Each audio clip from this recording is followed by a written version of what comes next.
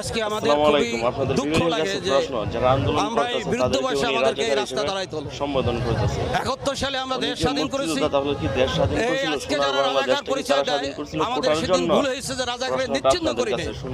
কারণ বঙ্গবন্ধু দিল ধরে মানুষ ছিল, রাজাকারের মাফ করে দিয়েছিল। আজকে সেই রাজাকারের সন্তানরা আজকে আমাদের কোটার উপরে হাত দিচ্ছে।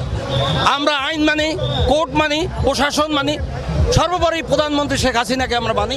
সে যদি মনে করে তাহলে সে কোটা সংস্কার করুক, কিন্তু রাজাকারের সন্তানদের বিরোধিতা আমাদের এই কোটা বাতিল করবে, এটা আমরা হতে দেব না। আমরা যতদিন পিছিয়ে আছি আমাদের সন্তানদের জন্য যে পরিমাণ কোটা লাগে সেটা বঙ্গবন্ধু কন্যা ঠিক করুক। আমরা সব কোটা চাই এমন না, কিন্তু ওই রাজাকারের আলবদরের কথাই যেন এই কোটা বাতিল না হয়। আমরা এই জন্য শেষ বর্ষে রাস্তা দাঁড়িয়ে, আমার এটা দুঃখ।